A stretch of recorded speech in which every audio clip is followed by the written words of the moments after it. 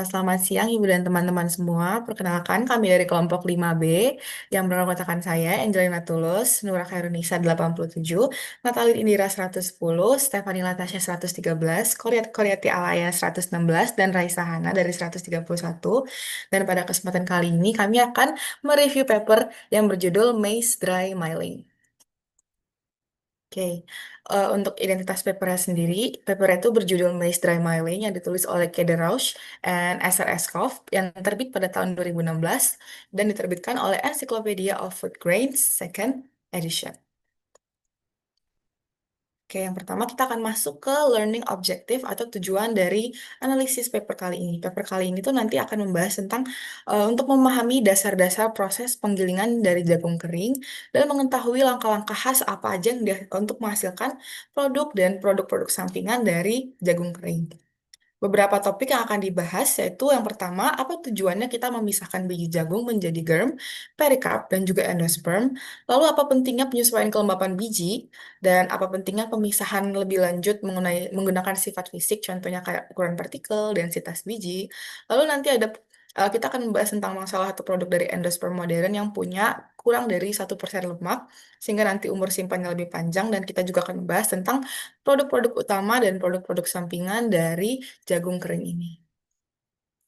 Nah, sebelum kita masuk ke pendahuluannya, di sini saya akan menjelaskan sedikit tentang bagian-bagian dari biji jagung. Biji jagung itu terdiri dari beberapa bagian. Yang pertama adalah bagian endosperm. Endosperm ini merupakan cadangan utama dari biji jagung yang terdiri dari hampir 80% pati. Lalu ada juga bagian perikarp. Perikarp ini merupakan bagian kulit biji atau bagian terluar dari biji jagung yang berfungsi sebagai pelindung. Dan bagian ini akan melindungi endosperm dan juga germ dari kerusakan mekanis, contohnya kayak kerusakan serangga dan juga kerusakan fisik-fisik lainnya. Dan yang terakhir yang paling dalam ada germ, atau biasa kita kenal dengan embrio biji jagung yang akan berperan sebagai pembentuk tanaman baru. Dan kandungan dari germ ini terdiri dari lemak atau minyak sebesar 30% biji. Dan ini adalah bagian yang membuat produk-produk hasil dari jagung itu mudah tengik apabila dipisahkan karena kandungan minyak yang rawan untuk mengalami oksidasi. Oke, kita masuk ke jenis-jenis proses penggilingan kering pada jagung. Yang pertama ada penggilingan batu. Penggilingan batu ini merupakan proses tertua dari penggilingan kering pada jagung, di mana penggilingan batu ini nggak memisahkan biji jagung menjadi bagian-bagian yang tadi, tapi justru berusaha untuk menggiling biji tersebut menjadi ukuran partikel yang lebih kecil dan juga seragam, biasanya menjadi tepung. Jadi nanti pada proses ini endosperm, perikarp, dan juga germ itu akan langsung digiling menjadi satu. Nah, alat-alat yang digunakan itu bisa menggunakan batu giling, hammer mill, dan juga pin mill atau disc mill. Dan nanti jagung ini akan digiling secara tradisional nih menggunakan alat-alat ini. Produk yang dihasilkan itu seperti yang sudah saya katakan tadi merupakan salah satu produk dengan partikel yang seragam, contohnya seperti tepung yang punya lemak banyak dari germ yang sudah saya sebutkan tadi, karena itu tuh nanti akan membuat rasanya lebih kaya tapi umur simpannya lebih pendek. Soalnya germ ini mengandung hampir 30% minyak dan jadinya mudah teroksidasi dan menjadi tengik. Lalu yang kedua adalah penggilingan kering untuk etanol. Penggilingan ini tuh agak berbeda dari penggilingan lainnya karena hasil produknya itu merupakan bahan bakar atau etanol. Caranya dalam prosesnya itu yang pertama jagungnya akan digiling menggunakan hammer mill menjadi bubuk yang lebih halus, lalu dimasak dan diolah secara enzimatis dengan mengubah pati menjadi glukosa. Lalu terakhir ada juga proses fermentasi di mana glukosa yang tadi difermentasi oleh ragi menjadi etanol dan CO2. Nah, di sini kita udah dapat etanolnya jadi produk utama, tetapi bisa juga etanol itu nanti akan dipisahkan dari sisa-sisa padatannya itu akan menjadi larutan nutrisi, contohnya larutan protein, larutan serat, minyak, dan juga mineral yang akan disebut dengan produk sampingan, yaitu DDGS atau Distiller Dried Grain Sweet Soluble atau biji-bijian kering penyulingan dengan larutan. Begitu. Dan yang terakhir, barulah ada cara penggilingan yang cukup modern, yaitu penggilingan kering tanpa germ. Sedikit mengingatkan lagi, germ itu adalah bagian embrio yang punya banyak lemak. Jadi, prinsipnya kalau pada penggilingan ini tuh adalah dengan memisahkan germ dari perikarp dan juga endosperm. Lalu nanti hasilnya sebenarnya mirip, yaitu tetap menghasilkan tepung atau meal yang lebih awet karena kandungan minyak dari germ sebelumnya itu sudah dihilangkan sehingga nanti mereka lebih tahan dalam umur simpannya karena tidak rawan mengalami oksidasi. Selanjutnya, metodologi. Oke, di sini saya akan menjelaskan tentang metodologi dari paper tersebut. Boleh di next slide. Nah, di sini tuh ada kayak tahap atau proses tempering jagung. Untuk yang pertama itu ada cleaning atau pembersihan. Tahap ini tuh untuk menghilangkan pecahan biji, biji gulma, butir lain, dan kotoran asing. Nah, ini tuh pokoknya menghilangkan semua material yang gak diinginkan dari biji jagung. Terus pembersihan ini tuh memastikan cuman bijinya jagung aja yang berkualitas yang akan masuk ke tahap pemrosesan selanjutnya. Terus yang kedua itu ada tempering. Tempering itu adalah langkah inti dari keseluruhan proses. Jadi di proses ini tuh kita kayak menyemprotkan sebanyak 6 sampai 8% jagung di dalam screw conveyor yang berputar selama 2 sampai 10 menit. Kemudian jagung yang udah lembab tuh ditampung di dalam silo aliran massa selama 15 sampai 40 menit. Nah, tujuan utama dari adanya proses tempering ini tuh membuat germ dan perikarpnya tuh menyerap airnya jadi lebih cepat gitu daripada endospermnya. Nah, perbedaan penyerapan air ini tuh membuat germ dan perikarpnya menjadi lebih lunak dan mudah dipisahkan dari endosperm. Terus yang ketiga itu ada degermination. Degermination yang build type degermination. Nah, setelah tempering, jagung tuh masuk ke dalam tahap degerminasi. Nah, tahap ini tuh terjadi gesekan antar biji atau kernel to kernel shear. Nah, di dalam degerminator ini akan memecah biji jagung dan melepaskan germ serta perikarpnya. Hasil dari pemrosesan itu dibagi menjadi dua fraksi utama. Yang pertama tuh ada thrush. Ini tuh fraksinya tuh terdiri dari germ, perikarp, dan potongan endosperm yang berukuran kecil dan ada tails. Tails ini fraksinya sebagian besar terdiri dari potongan endosperm yang lebih besar atau yang sering disebut sebagai grits. Terus yang keempat atau yang terakhir itu ada separation atau pemisahan.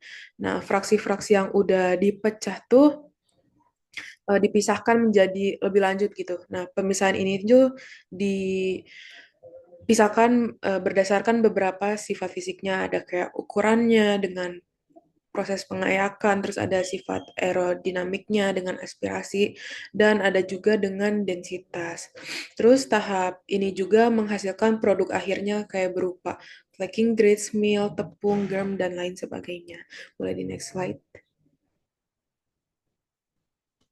Nah, di sini ada gambaran dari eh, tahap yang tadi. Yang pertama itu ada di clean maze-nya itu di tahap pembersihan gitu. Jadi jagungnya itu udah bersih, terus dia tuh masuk ke conveyor ke atas. Nah, terus dia masuk ke tempering auger-nya. Nah, di dalam tempering auger tuh air tuh disemprotin ke si jagungnya. Nah, jagung yang udah dilembabkan tuh kemudian masuk ke tempering tank-nya.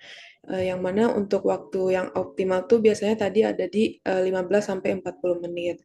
Setelah itu biji jagung tersebut masuk ke eh, degerminator. Nah, jagung itu kemudian alatnya itu memecah biji jagungnya dibagi menjadi dua, itu ada thrush sama ada tails, ada dua panah gitu. Kalau yang trust ini fraksinya seperti tadi berisi garam, perikarp, dan potongan yang lebih kecil. Kalau si tails ini potongannya tuh lebih besar. Nah, terus di trust ini tuh ada bagian ke bawahnya ke shifter, terus ada di 15 m sama 60 m tuh maksudnya kayak itu tuh penyaringan gitu. Jadi kalau 60 m tuh si saringannya tuh lebih kecil lagi. Nah, terus di bagian tails-nya itu masuk ke vibratory screener. Udah itu di sini tuh si flaking grids-nya tuh dipisahkan dan materialnya tuh yang lebih besarnya tuh dapat didaur ulang atau enggak eh, lanjut dialihkan ke hominifid. Terus ada juga yang di trust tuh ke laurel mill. Di sini tuh potongan endosperm yang besarnya tuh dipecah sementara germ yang udah lunaknya tuh terkompresin jadi serpihan rata. Terus material dari roller mill dan shifter-shifter lainnya tuh melewati serangkaian aspirator yang mana dan shifter itu tuh untuk memisahkan germ kering, perikarp, dan endosperm tuh menjadi produk akhir dengan ukurannya berbeda.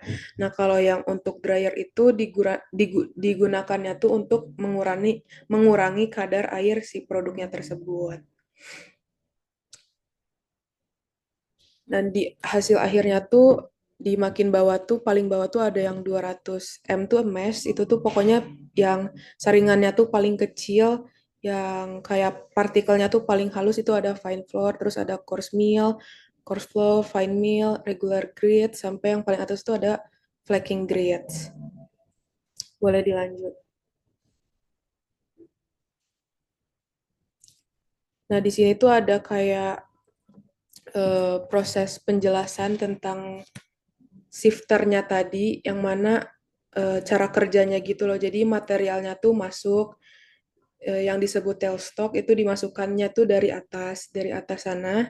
Terus potongan jagungnya tuh keluar dari degerminator dan sebagian besarnya tuh terdiri dari flaking grits. Terus ada juga penyaringan awalnya tuh material tuh melewati 3,5 mesh screen. Terus kalau partikel yang terlalu besar dan nggak bisa ngelewatin saringan ini tuh bakal jatuh ke bagian bawah dan bisa didaur ulang atau dialihkan ke jalur hominifid. Nah, jalur ini tuh ditandainya sebagai yang recycle or feed itu. Nah, terus kalau dia udah ngelewati yang 3,5 mesh screen itu, dia tuh lanjut ke rangkaian lainnya, yaitu yang 6 sampai 10 mesh. Nah, di dalam shifter ini tuh partikelnya itu bergerak turun secara kayak berliku-liku di antara saringan tersebut. Nah, terus hasil akhirnya itu partikel yang udah bersih dan lolos dari saringan itu dinamakannya clean grades. Nah, sementara partikel yang lebih kecil yang lolos dari saringan itu dikumpulkan dan ditambahkan ke true stock-nya. Boleh selanjutnya. Selanjutnya ada tahapan pemisahan lanjutan. Jadi yang pertama itu ada screening, yaitu pemisahan berdasarkan ukuran partikel menggunakan saringan getar atau saringan statis. Terus ada aspirasi, yaitu memanfaatkan aliran udara untuk memisahkan partikel berdasarkan karakteristik aerodinamis, bukan hanya berat atau densitas. Terus juga ada roller milling, yaitu menggunakan sepasang roll silinder paralel berputar berlawan arah dengan jarak dapat diatur untuk menghancurkan grid besar dan mengopresi germ. Terus juga yang terakhir ada gravity tables, yaitu menggunakan perbedaan densitas partikel dan gaya gravitasi untuk pemisahan.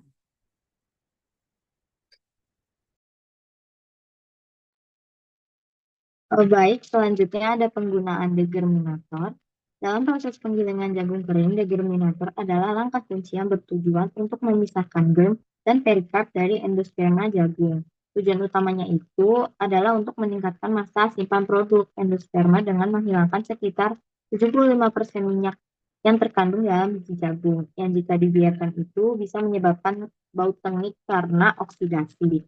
Nah, proses ini sangat penting karena produk full fat memiliki rasa yang lebih kaya, tetapi masa simpannya yang jauh lebih pendek. Degerminator juga menerima jagung yang sudah melalui proses tempering.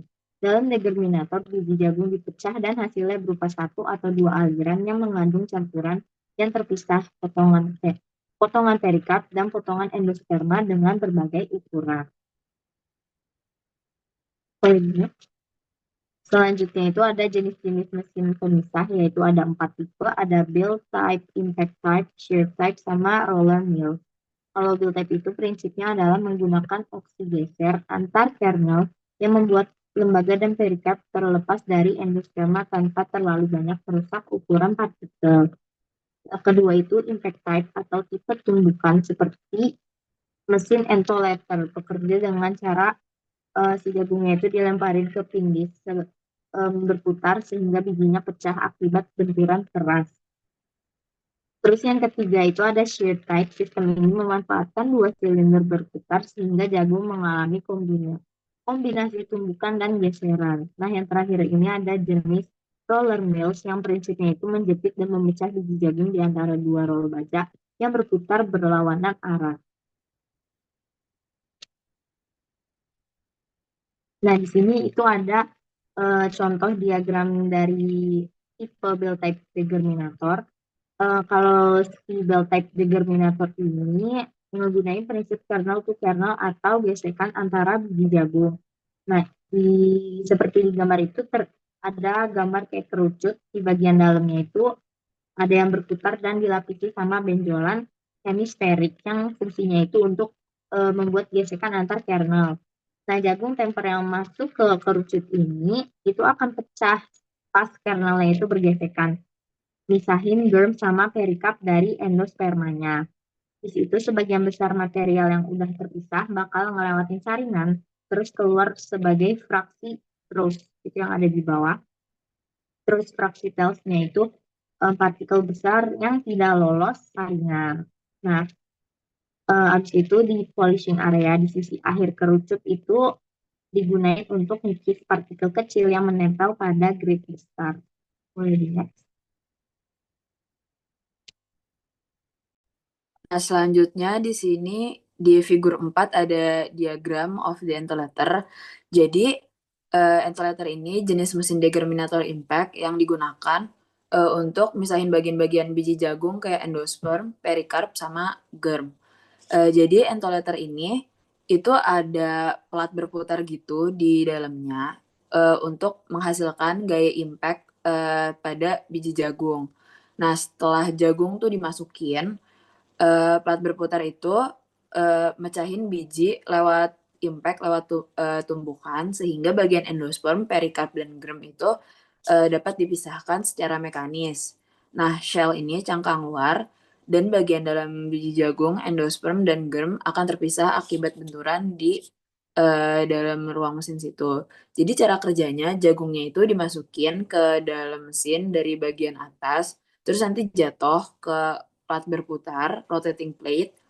Habis itu pas rotating plate-nya itu berputar dengan kecepatan tinggi, biji jagung mengalami benturan yang intens sehingga lapisan perikarp dan germ terlepas dari endosperm. Hasil akhir dari alat ini itu pemisahan bahan-bahan dengan efisien. Terus kalau fungsi dalam industri itu biasanya digunain untuk industri pengolahan jagung untuk mempermudah proses selanjutnya kayak buat tepung jagung atau isolasi bagian-bagian biji yang bernilai ekonomi tinggi. Terus selanjutnya ada di figur 5 ada diagram of a multiple impact. Itu degerminator tipe multiple impact atau shear yang digunakan untuk memisahkan berbagai komponen jagung secara efisien melalui kombinasi gaya impact dan gesek. Jadi jagungnya itu dimasukin dari atas mesin, terus lewatin ruang ada rotating plate-nya juga, terus beberapa baris penghalang yang menghasilkan gaya impact dan gesekan. Terus juga ada 2 jalur keluar atau truss untuk bagian yang berhasil dipisahkan dan overs untuk sisa bahan yang belum terpisah secara sempurna. Cara kerjanya itu mesin menggabungkan efek benturan atau impact dan gesekan atau shear untuk memisahkan endosperm, perikarp, dan germ jagung. Proses pembenturan dan penggesekan berlangsung secara beruntun di ruang berputar agar hasil pemisahan lebih optimal sehingga menghasilkan fraksi jagung yang siap untuk pengolahan tahap berikutnya. Fungsi dalam industrinya itu, jadi jenis degerminator ini tuh biasanya dia tuh paling efektif untuk memperoleh hasil pemisahan jagung yang bersih dan paling efisien untuk produksi di industri pengolahan jagung. Boleh di next. Baik, selanjutnya saya akan menjelaskan mengenai tabel dengan judul klasifikasi umum produk endosperm jagung berdasarkan ukuran butir. Di tabel ini dijelaskan bahwa hasil penggilingan jagung itu beragam, bisa berupa grits atau partikel besar, mil atau partikel sedang, dan flour atau partikel yang halus. Tertulis juga ada US Standard Sieve Size yang artinya standar penyaringan Amerika Serikat yang menunjukkan bahwa semakin besar angka mesh berarti semakin halus juga partikelnya. Ukuran butiran ini tuh penting untuk menentukan kegunaan tiap jenis produknya, seperti grits biasanya digunakan untuk sereal, meal digunakan untuk roti, dan sedangkan flour untuk kue. Selanjutnya, lanjut ke tabel kedua, yaitu ukuran produk endosperm dari penggilingan kering jagung beserta kadar lemaknya. Di tabel tersebut terdapat beberapa jenis hasil penggilingan dari yang partikelnya paling besar hingga paling halus, itu udah urut dari atas ke bawah.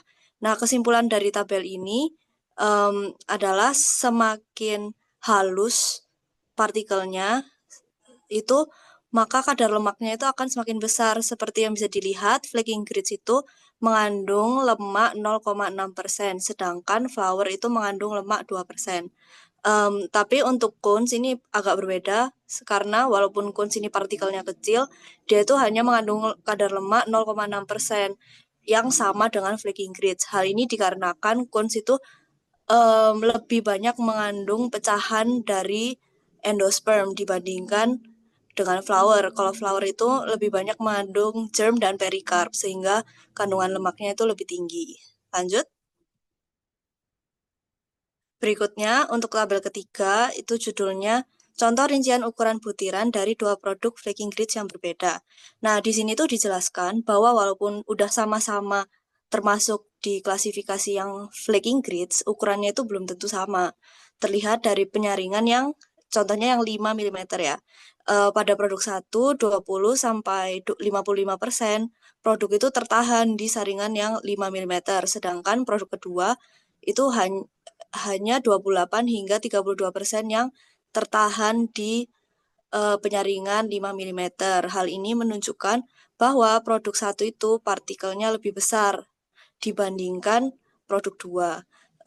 Biasanya mengetahui hal ini itu penting karena produsen industri pangan membutuhkan ukuran partikel yang lebih spesifik sesuai dengan keperluan mereka membuat produk pangannya. Lanjut.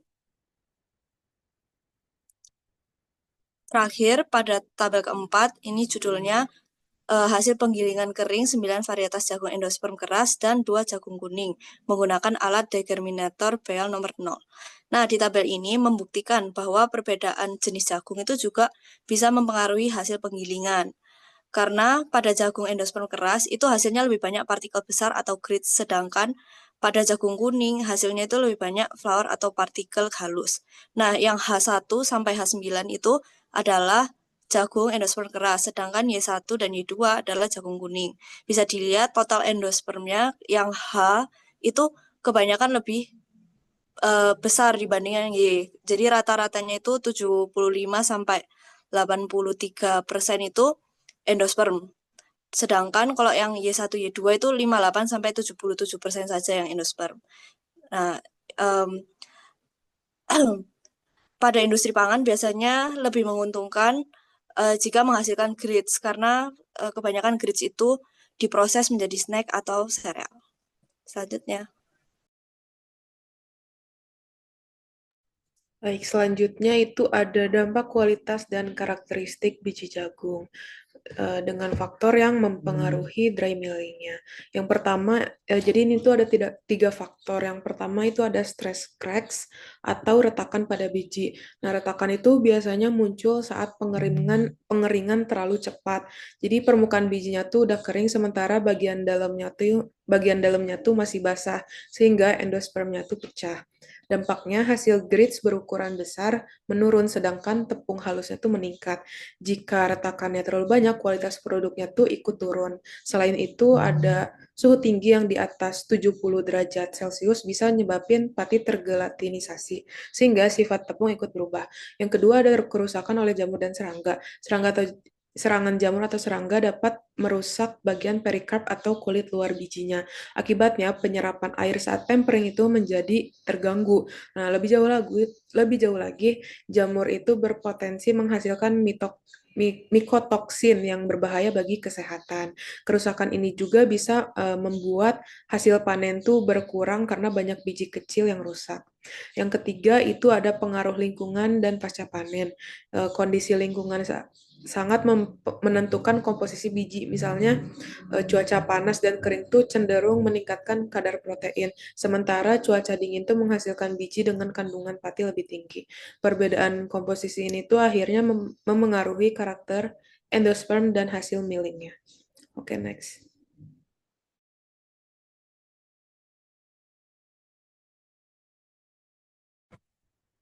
Selanjutnya adalah analisis kritis dari paper ini. Nah, paper ini tuh memiliki kelebihan dan kekurangannya.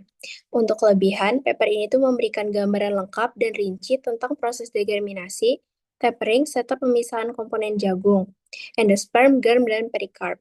Sedangkan selanjutnya ada menjelaskan variasi teknologi dari germinator dan relevansi pengaturan proses terhadap hasil produk. Misalnya, build type itu sebagai standar industri. Selanjutnya ada menyajikan data kuantitatif yield dan kualitas produk dari berbagai hibrida jagung, serta dampak kualitas bahan baku pada proses. Nah, untuk keterbatasannya, paper ini tuh fokusnya sangat teknis dan spesifik pada proses industri dry milling, sehingga kurang menyentuh aspek keberlanjutan lingkungan atau potensi inovasi teknologi di luar proses standar. Kemudian, kurang membahas isu terkait pengaruh genetik jagung transgenik secara mendalam, meskipun disinggung sebagai pengembang di masa depan. Kemudian yang ketiga, paper ini tuh lebih menitik beratkan pada kondisi industri Amerika Serikat, sehingga mungkin perlu adaptasi untuk konteks negara lain dengan infrastruktur yang berbeda. Lady next. Kemudian ada kontribusi paper ini. Nah, paper ini bagi industri penggilingan jagung bisa memberikan panduan operasional dan strategi pengoptimalan proses untuk meningkatkan efisiensi produksi dan kualitas produk. Bagi petani dan produsen jagung, paper ini menyoroti pentingnya kualitas bahan baku, hibrida, kadar air, dan tidak adanya cacat yang dapat digunakan sebagai standar seleksi penanaman dan pemasaran. Nah, yang ketiga, bagi peneliti dan pengembang teknologi pangan, paper ini menyediakan data dan arahan inovasi pada pengembangan mesin degerminator dan proses tempering yang lebih efisien. Dan yang keempat, bagi industri makanan dan pakan, paper ini memberikan informasi yang spesifik, produk, granulasi, dan kadar lemak untuk membantu penyesuaian bahan baku dan produk olahan berbeda dan pakan ternak. Boleh di next.